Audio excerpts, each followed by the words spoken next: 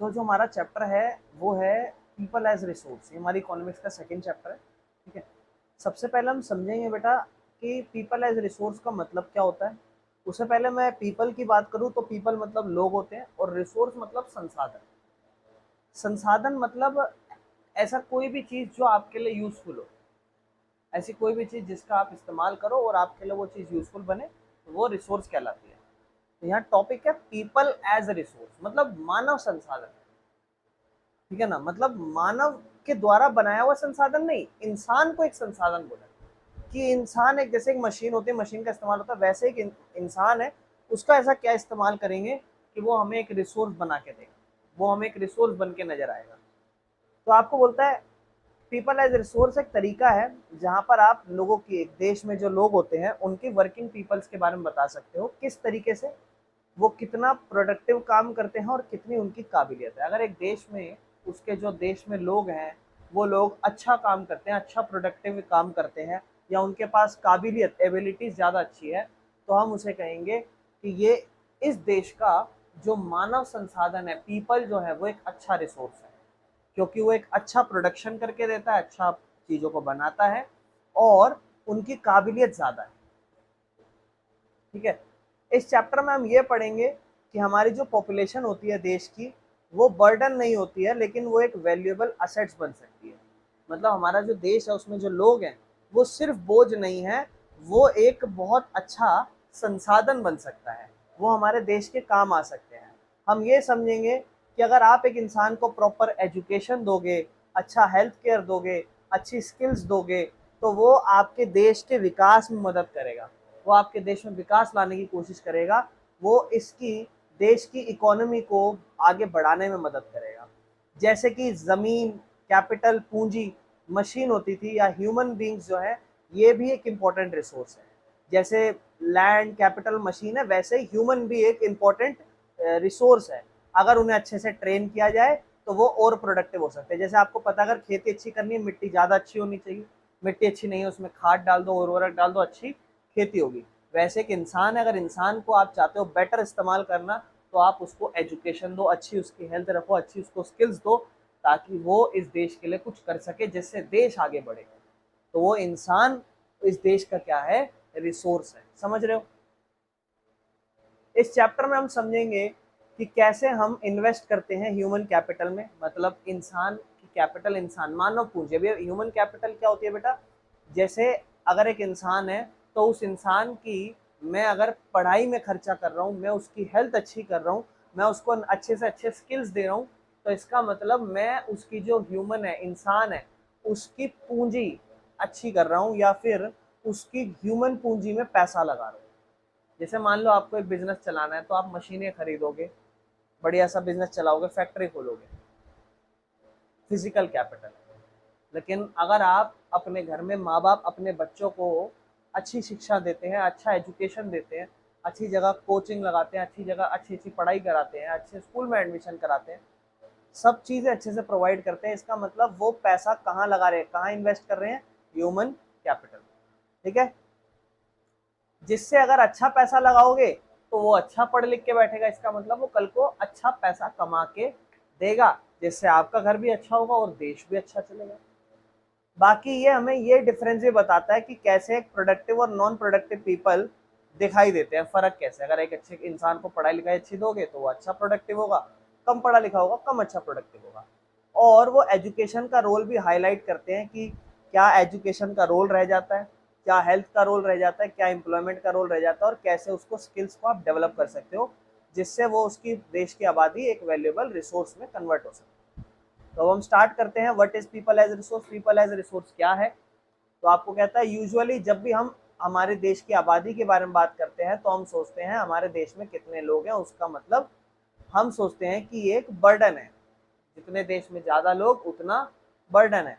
Specially जब जब वही इंसान बेरोजगार हो, काम नहीं करते हो, उन्हीं इंसानों में गरीबी हो और भुखमरी भी हो, हंगर, ढंग से खाना पीना ना मिल रहा हो, कुपोषण के शिकारी हो, तो उसे हम कहेंगे कि ये पॉपुलेशन को हम जब भी सोचते हैं, हम इसके बारे में ये सोचते हैं कि यार अनपढ़ लोग, गरीब लोग और कमज़ोर लोग, ये हमारे देश के लिए बोझ है।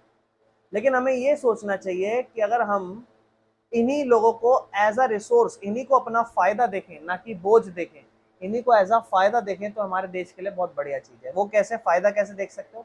अगर आप उन्हीं लोगों को अच्छी एजुकेशन दो, उनको अच्छा हेल्दी रखो, उनको अच्छी स्किल्स दो, तो आप कहोगे कि हाँ जी, यही मेरा जो देश अब तक बेरोजगार गरीब था, यही मेरा देश अब विकास की ओर आगे बढ़ रहा है। क्यों? क्योंकि मैंने अपनी एजुकेशन पे ध्यान दिया, मैंने अपनी हेल्थ सिस्टम पे ध्यान दिया। और इससे आपके देश की इकोनॉमी बढ़ेगी, आपके देश का कमाई बढ़ेगी, ठीक है ना। और आप ज़्यादा से ज़्यादा गुड्स और सर्विस जब बना सकोगे, जिससे आपका देश विकास करेगा। तो जब भी हम बात करें पीपल एज रिसोर्स की, तो ऐसे लोग जिनके पास काबिलियत है, जो इस देश के लिए कुछ कर सकते हैं, इस देश का नाम ऊंचा कर सकते हैं, ना कि इस देश पर बोझ बने। कोई दिक्कत तो नहीं। नेक्स्ट टॉपिक है हमारा human capital versus physical capital. Human capital क्या होती है और फिजिकल कैपिटल क्या होती है? देखो, जो भी मशीन बिल्डिंग है आप अपने बिजनेस में खरीदते हो और उसको आप बिजनेस में पैसा लगाते हो मशीन खरीदने के लिए, ताकि अच्छा काम हो। अगर मैं ट्यूशन रन कर रहा हूँ, मैंने टीवी लगा रखा है, कूलर लगा रखा है, जो भी चीज़ मैं एक लगा रहा हूँ या जो भी चीज़ मैं कर रहा हूँ, ये मेरी फिजिकल कैपिटल है। लेकिन मैं अगर पढ़ा लिखा ना हो, तो इन सब चीज़ों का मेरा कोई काम नहीं, ये तो फिजिकल कैपिटल ऐसे नहीं। तो मेरे पास भी एक ह्यूमन कैपिटल है, मेरे मेरे पे खर्चा किया गया है, और जिस वजह से मैं अपने घर को खुश कर पा रहा हूँ, तो मैं ह्यूमन कैपिटल हो गया। इंसान ह्यूमन कैपिटल होता है और फिजिकल कैपिटल वस्तुएं होती है। ह्यूमन कैपिटल में हम लोग आ जाते हैं, स्किल्ड लोग या एजुकेटेड पीपल्स, और फिजिकल कैपिटल में मशीन बिल्डिंग आती है। ह्यूमन कैपिटल में आप इनकम जनरेट कर सकते हो वर्किंग करके, काम करके, है ना। पैसा कैसे कमाओगे? काम करो। ह्यूमन कैपिटल, ह्यूमन कैपिटल पहले आपकी माँ बाप पढ़ाई में खर्चा लगाएंगे, आप पढ़े लिखे हो जाओगे, फिर आप कैसे फायदा दोगे?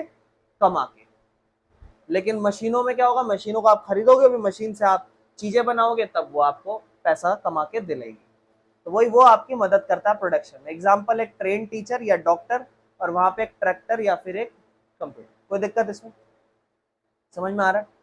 इसके बाद कहता है just like we invest in physical capital, जैसे हम फिजिकल कैपिटल में मशीन इन सब में खरीदने के लिए पैसा लगाते हैं, वैसे हम इंसानों में कैपिटल, जो ह्यूमन कैपिटल है उसमें भी पैसा लगाते हैं। कैसे? उनको एजुकेशन देके, उनको ट्रेनिंग देके, या उनको अच्छा हेल्थ देके। बाकी ये जो इन्वेस्टमेंट है, इससे उनकी प्रोडक्टिविटी बढ़ती है, जो मदद करती है इकोनॉमी की ग्रोथ में। और फिर वही लोग जो इस देश के बोझ है, वही क्या बन जाते हैं? उसके देश के असेट्स, संपत्ति बन जाते हैं, विकास, उनकी फ्यूचर बन जाता है उसका। जैसे एक अनएजुकेटेड या अनहेल्दी पर्सन है, वो अगर ढंग से प्रोडक्टिवली काम नहीं कर पाएगा और वो अपने देश के लिए बोझ बन जाएगा। अगर मैं हेल्दी नहीं हूँ, मैं अनएजुकेटेड हूँ, तो मैं जायज बात है कहीं और पैसा कमाऊंगा, कहीं और जाके काम करूंगा, और फिर वहां पर मेरी इतनी इनकम अर्न नहीं हो पाएगी। मैं अनहेल्दी भी रहूंगा, जब मैं अच्छा नहीं कमा पाऊंगा तो नहीं अच्छा खा पी पाऊंगा, और मैं अपनी आगे वाली जनरेशन को भी अच्छा नहीं कर पाऊंगा। ठीक है।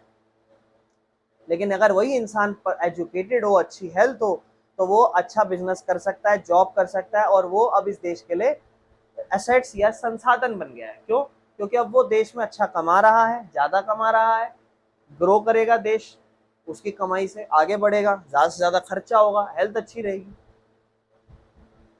इसी को लेकर हमारे बुक में एक चैप्टर है बेटा, सकल और विकास की एक कहानी है बेटा। सबसे पहले हम सकल की कहानी पढ़ते हैं।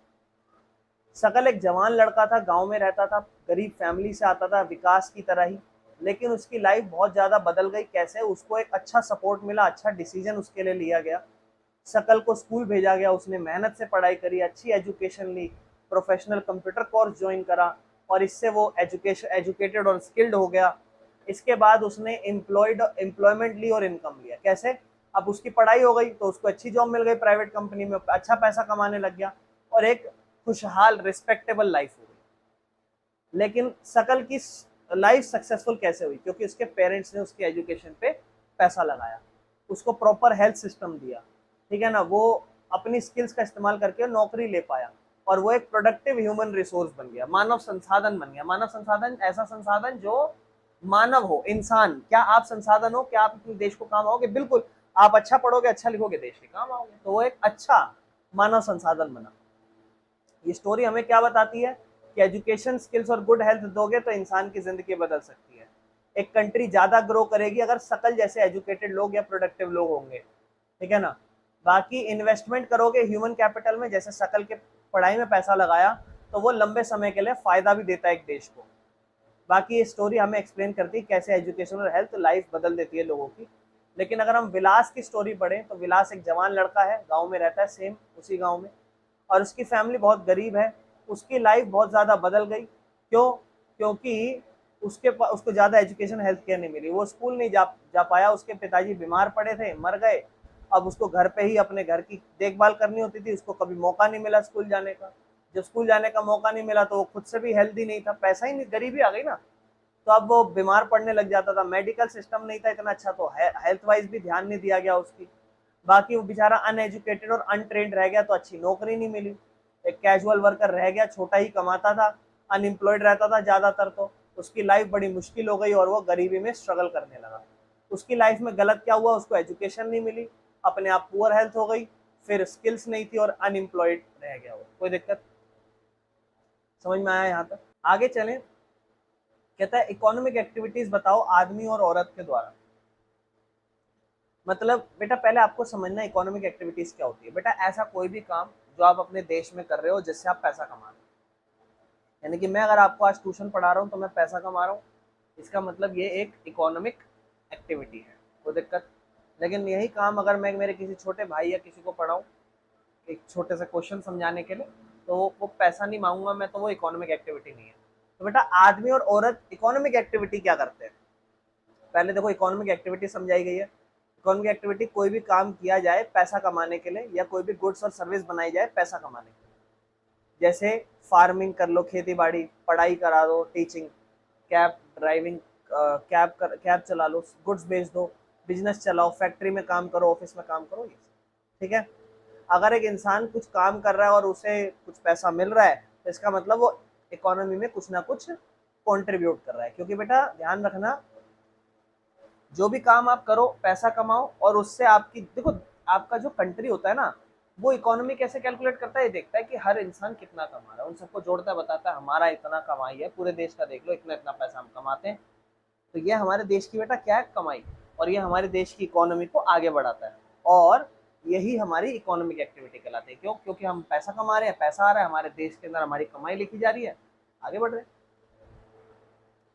बेटा इकोनॉमिक एक्टिविटी के टाइप्स की बात करें, अगर हम बात करें इकोनॉमिक एक्टिविटीज के टाइप्स की, तो कितने टाइप की होती है बेटा आप ऑलरेडी पढ़ चुके हैं छोटी क्लास में। प्राइमरी सेक्टर, सेकेंडरी सेक्टर और टेरिटरी सेक्टर। प्राइमरी सेक्टर में बेटा हम करते हैं खेती बाड़ी, जनरली खेती बाड़ी कर ली, या फिर फिशिंग, मछली पालन हो गया, मत्स्य पालन जैसे हम कहते हैं, एनिमल हस्बेंड्री, पशु पालन जो हो गया, जैसे पक्षियों को, तो पशुओं को, गाय भैंस बकरी है ना, मुर्गियां, इन सबको पालना। मुर्गी अंडा देती है, गाय दूध देती है, भैंस दूध देती है ना, बकरियों से दूध निकाल लिया, और ऐसे से।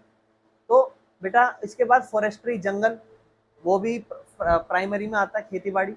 आप जो भी दवाइयाँ, पेड़ पौधे, कागज, ये सब आप वहीं से देखते हो। माइनिंग बेटा खदानें, जहाँ से कोयला, सोना चांदी ये सब निकलता है, खदान। तो ये सब प्राइमरी एक्टिविटीज है, ये सारे काम है, देखो इन सब से पैसा कमाया जाता है। तो ये सब प्राइमरी लेवल के काम है, ठीक है, कोई दिक्कत तो नहीं, प्राइमरी एक्टिविटी है। अगर इसके अलावा कोई और माल बनता है तो वो इन सब माल का बेस कहलाता है, प्राइमरी, ठीक है बेटा। इसके बाद सेकेंडरी एक्टिविटी आती है, जो इंडस्ट्रियल या फैक्ट्री वाला सेक्टर होता है। इसके अंदर जो नेचुरल प्रोडक्ट या तो वो हमने खेतों में बनाए, वो उनको फिनिश गुड्स में कन्वर्ट किया जाता है और मैन्युफैक्चर किया जाता है, समझ रहे हो। जैसे मान लो गेहूं, कहाँ पैदा होंगे, खेतों में, और फिर उसके बाद आटा कहाँ बनाया जाएगा, सेकेंडरी सेक्टर में, कोई दिक्कत तो नहीं। जैसे देखो आटा बनाया गेहूं से, कपड़े बनाए कॉटन से, कॉटन की खेती होती है उस तरीके से, ठीक है। ये सारी एक्टिविटी फैक्ट्रीज में की जा सकती है, या दुकानों में छोटी छोटी, या फिर घरों में भी कर सकते हैं बेटा। इसके बाद टेरिटरी आती है। अब देखो प्राइमरी माल बना और फिर कच्चा माल इंडस्ट्रियों में गया ताकि फिनिश गुड्स तैयार हो, तो बेटा वो क्या कहलाता है। तो कच्चा माल जब बन के फिनिश गुड्स में कन्वर्ट हो रहा है तो बेटा वो क्या कहलाता है, तो बेटा वो कहलाता है हमारा सर्विस। क्यों? क्योंकि हम जब कच्चा माल इंडस्ट्री तक लेके गए तो ट्रक से लेके गए होंगे, गाड़ी से लेके गए होंगे, हमने उसको फिर स्टोर करा होगा कहीं ना कहीं गोदाम में, है ना, गोडाउन्स में, तो वो सब बेटा सर्विस है। तो सर्विस जैसे टीचर मैं हो गया, मैं आपको सर्विस दे रहा हूँ, पढ़ा रहा हूँ, ये सर्विस हो गई। डॉक्टर, शॉपकीपर, दुकानदार, बैंकर, ड्राइवर, पुलिस, लॉयर, बेटा ये सब सर्विस सेक्टर के अंदर आते हैं, कोई दिक्कत तो नहीं। अब हम आज के टॉपिक पे चलते हैं, इतना तो हमने कल तक भी कर लिया था, है ना। अब हम यहाँ से चलते हैं, ऐसी कौन सी इकोनॉमिक एक्टिविटीज है जो आदमी और औरत करते हैं। कहता है भारत में ना मैन और वुमेन दोनों इकोनॉमिक एक्टिविटीज करते हैं, लेकिन उसमें कुछ भेदभाव है। क्या भेदभाव है? कहते हैं मेन ज्यादातर ऑर्गेनाइज्ड सेक्टर में काम करते हैं बेटा। ऑर्गेनाइज सेक्टर और एक होता है अनऑर्गेनाइज सेक्टर। जैसे ऑर्गेनाइज सेक्टर मान लो एक ऐसी कंपनी जहां पे पर्टिकुलर सही सबका टाइम है आने जाने का, फिक्स सैलरी है, कितना भी काम ज्यादा हो क्या कम हो क्यों कोई दिक्कत नहीं है। लेकिन वहीं अनऑर्गेनाइज सेक्टर की बात करूँ तो काम ज्यादा पैसा मिल जाएगा, काम कम कम पैसा, कभी ऐसा सिस्टम है कभी ज्यादा देर काम करना पड़ सकता है कभी कम देर, कोई मैनेजमेंट नहीं है अनऑर्गेनाइज सेक्टर। और एक ऑर्गेनाइज जहाँ सब चीज तौर तरीके से होती है। तो जनरली जैसे सरकारी के डिपार्टमेंट होते हैं वहां पर कोई जॉब करेगा, भले वो काम कैसा भी कर रहे हो वो मैटर नहीं करता, लेकिन जो जॉब करेगा बेटा वो उसका सिस्टमेटिक तरीका होगा। अगर 9 से 5 नौकरी है तो 9 से 5 ही होगी, कोई ओवर टाइम नहीं। अगर ओवर टाइम बाय चांस ये सारी चीजें हुई तो उसका अपना एक्स्ट्रा अलग चीज। भेदभाव क्या है, ज्यादातर लोग ऑर्गेनाइज सेक्टर में ऑफिस या फैक्ट्रियों में काम करते हैं और उनकी जॉब्स पेड जॉब्स है। जो आपके इकोनॉमी के, जो आप देश का इकोनॉमी कैलकुलेट करते हो उसमें, आपकी देश की इनकम कैलकुलेट करते हो उसमें उसको लिखा जाता है। लेकिन वुमेन ज्यादातर अनऑर्गेनाइज सेक्टर में काम करती है या घरों में काम करती है अपने खुद के घरों में, और उन्हें पे नहीं किया जाता। अगर मान लो एक महिला अपने घर में खाना बना रही है, बच्चों की देखभाल कर रही है, फैमिली के खेतों को संभाल रही है, तो उसको कोई सैलरी थोड़ी ना मिलती है। तो अरे भाई तो करना पड़ेगा, तू हमारे घर की बीवी है, ऐसे समझ रहे इस तरीके से, तो ये करना पड़ेगा, ऐसा हम कह देते हैं। तो मेरे भाइयों वो लेडीजों की कैलकुलेट नहीं होती ना इनकम, उन्हें कौन कैलकुलेट करेगा। अब ये बताओ मेहनत तो वो भी कर रही है ना, जितनी आदमी बाहर जाके काम कर रहा है, हो सकता है औरत भी तो उतनी मेहनत कर रही हो, लेकिन उनकी कैलकुलेट नहीं करते। तो इसको थोड़ा, ये थोड़ा कोई काम होता है, घर संभालना कोई काम होता है नहीं, इस तरीके से। तो उनका वर्क काउंट नहीं किया जाता इकोनॉमी में, तो ये सही नहीं है।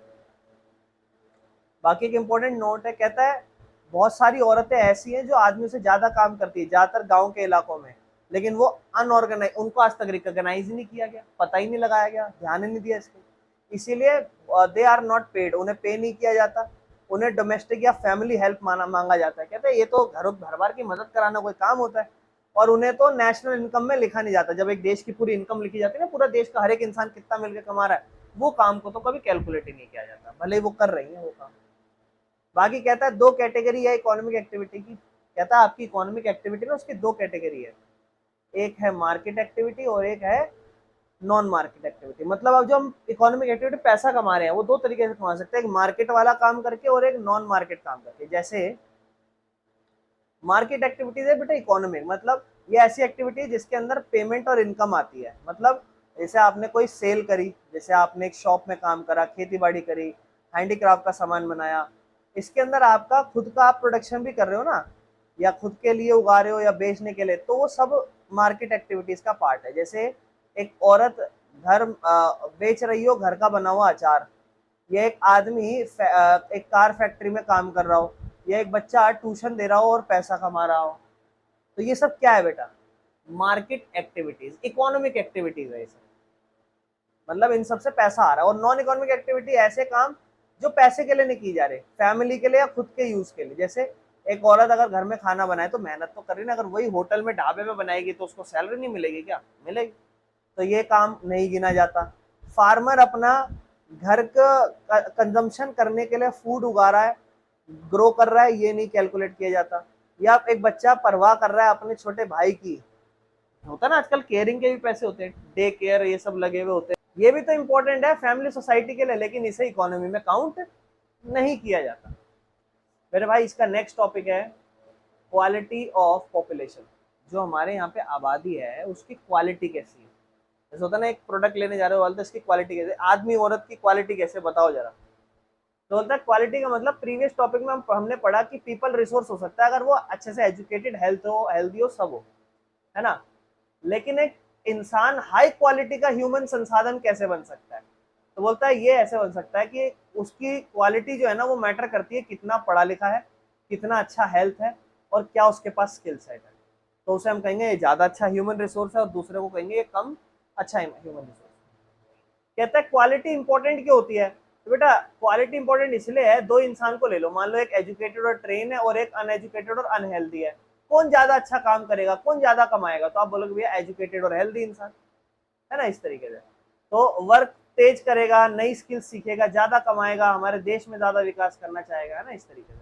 बाकी आपकी बुक में था तो मैं इसको ले आया, देखना जरा ध्यान से। ये लिटरेसी रेट बताता है बेटा। लिटरेसी रेट मतलब साक्षरता दर, पढ़ाई का दर, कि एक क्लास कितने बच्चे पढ़ते हैं कितने नहीं पढ़ते। आजादी के बाद की बात हो रही है। 1951 में बेटा रेड वाला मेल है और ग्रीन वाला फीमेल है और ब्लू वाला पर्सन बता रहा है। तो अगर आप 1951 में आदमी को देखोगे लगभग 27-28 आदमी पढ़े हुए हैं और औरत देखोगे तो 9 पढ़ी हुई है औरत। इंडिया में ज्यादा कोई पढ़ा हुआ ही नहीं है इसका मतलब। और यही 2017 को देखोगे तो आदमी कितने पढ़े लिखे हैं, 82-85 मान लो चलो, और औरतें अभी भी 70 हैं।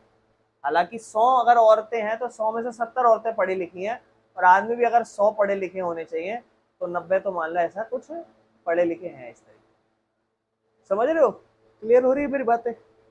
बाकी पर्सन की बात करोगे, अगर आप मेल फीमेल नहीं करना चाहते, इंसानी तौर पर बातें करना चाहते हो, तो 100 में से 75 लोग पढ़े लिखे इस तरीके। ठीक है बेटा। अब आप कैसे पता लगाते हो क्वालिटी ऑफ पॉपुलेशन? तो भैया सिंपल सी बात है, एजुकेशन से पता लगाते हैं, और हेल्थ से पता लगाते हैं, और स्किल्स से पता लगाते हैं। ये 3 चीजों से तो पता लगाते हैं। एजुकेशन इन नॉलेज को इंप्रूव करती है, स्किल्स को इंप्रूव करती है, आपकी सोचने की क्षमता को इंप्रूव करती है। एजुकेशन से इंसान जो है ना एक नया ह्यूमन कैपिटल फॉर्मेशन कर पाता है। बेटा एजुकेशन के फायदे क्या है?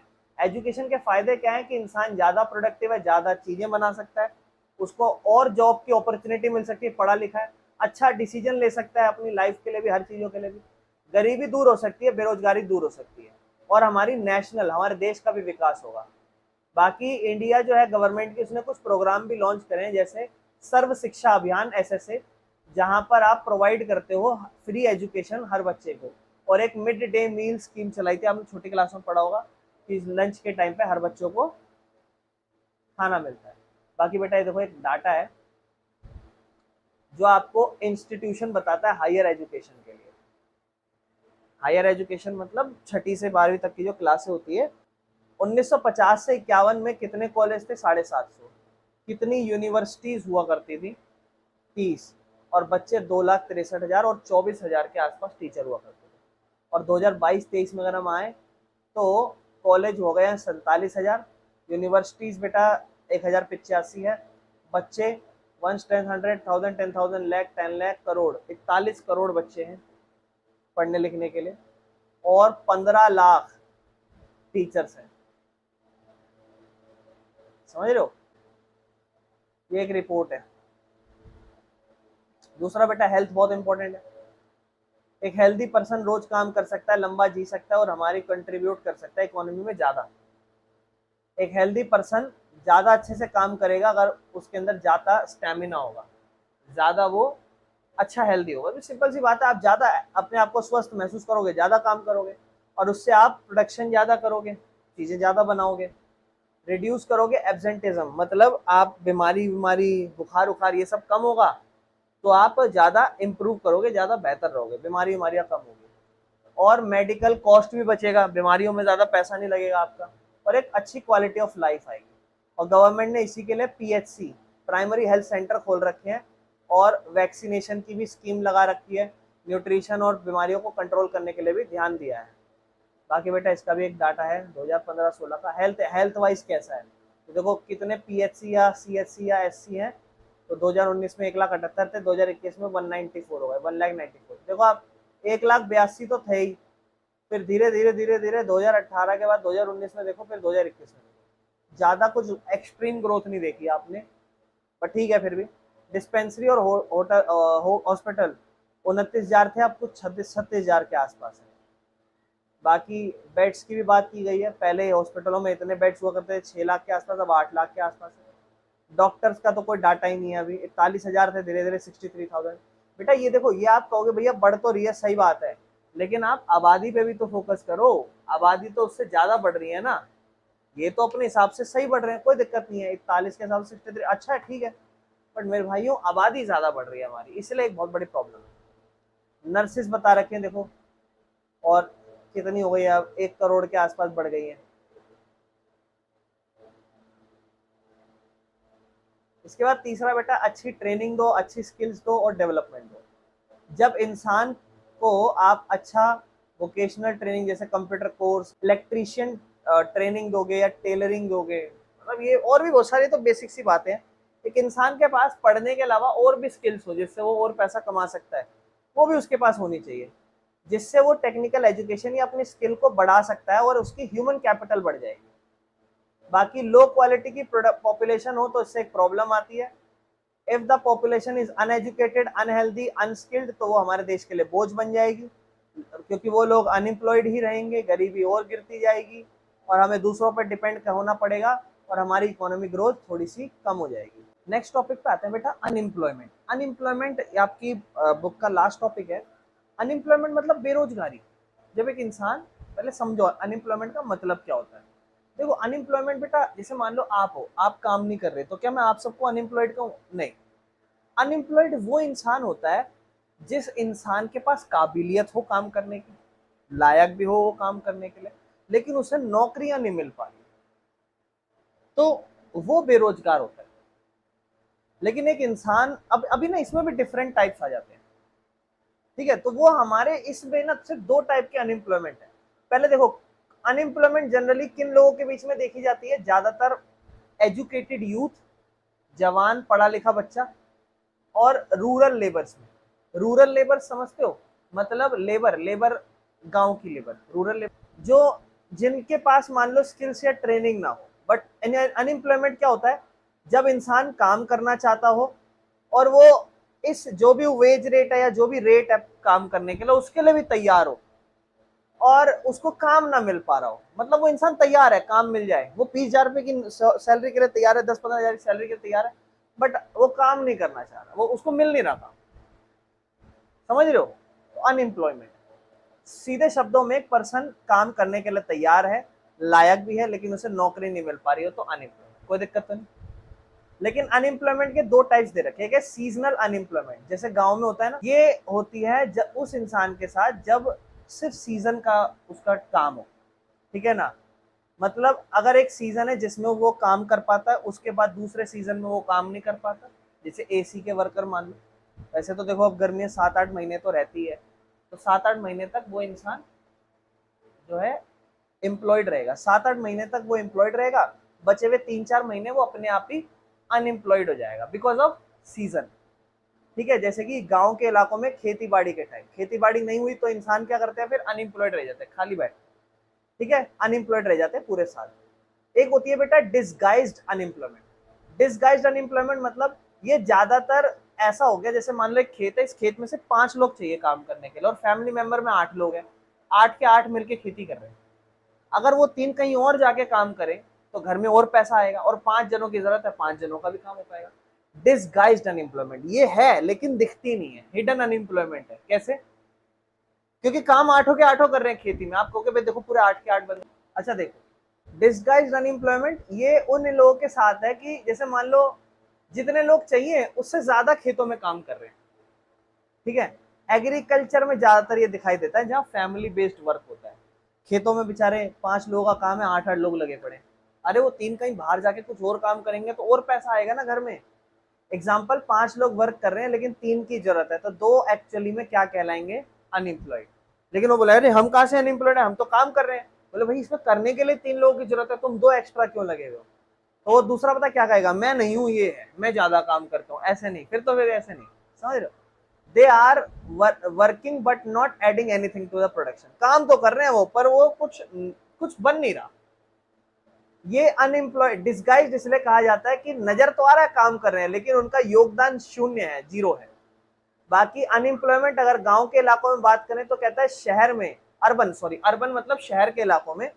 अगर हम शहर के इलाकों में बात करें तो अनएम्प्लॉयमेंट ज्यादातर एजुकेटेड इंसान में, यूथ में दिखाई देती है। गांव में तो आप जनरली किसानों के पास देख लोगे सीजन के हिसाब से, या खेतों में फैमिली मैन है, 5 लोग काम कर रहे हैं जबकि करना 3 को है, तो इस टाइप के। शहरों में क्या होगा, शहरों में तो खेत नहीं होते, तो आपको कह रहा है शहरों के अंदर ज्यादातर आप पढ़े लिखे यूथ के अंदर देखोगे, पढ़ा लिखा है बेचारा, जवान है, नौकरी नहीं मिल रही, ठीक है ना। बाकी स्किल्ड लोग जो जॉब नहीं मिल पा रहे अपनी क्वालिफिकेशन के हिसाब से, वो सोचते हैं मुझे, मैं अच्छी क्वालिफिकेशन कर रही, अच्छा लेवल है मेरा, मैं अच्छी जगह नौकरी करूंगा, पर उसे उस लेवल की नौकरी नहीं मिल रही, उसे नॉर्मल छोटी नौकरियां मिल रही है, तो क्वालिफिकेशन के हिसाब से नहीं, तो वो बेचारा एजुकेटेड अनएम्प्लॉयमेंट हो गया, ठीक है ना, पढ़ी लिखी बेरोजगारी। बाकी अनएम्प्लॉयमेंट के क्या प्रभाव पड़ते हैं, तो बेटा जायज बात है, ह्यूमन रिसोर्स का वेस्ट हो जाता है। बेचारा पढ़ा लिखा इंसान है, सब चीजें काम करना भी चाहता है, तैयार भी है उस पैसे में लेकिन काम ही नहीं है, तो ये वेस्ट हो गया। गरीबी बढ़ेगी, फिर ऑब्वियस सी बात है गरीबी तो बढ़ेगी। Increase in crime and frustration, इंसान फ्रस्ट्रेटेड होगा, डिप्रेस्ड होगा, स्ट्रेस्ड होगा, है ना, और क्राइम भी बढ़ सकता है इससे, ठीक है ना। क्राइम समझ लो, वो फिर चोरी चकारी सीख जाएगा इंसान, या फिर वो गुस्से में चोरी चकारी, या फिर कुछ भी हो सकता है बेटा, है ना। बाकी आपके देश में जो इकोनॉमिक डेवलपमेंट होगी, जो देश पैसा ज्यादा कमाएगा वो स्लो हो जाएगा, कोई दिक्कत तो नहीं। और यहाँ हमारा चैप्टर कंप्लीट होता है। देखो मैंने आपको इसको मोस्टली कवर करने की कोशिश करी है, हर एक टॉपिक जो हमारे बुक के अंदर है, ठीक है।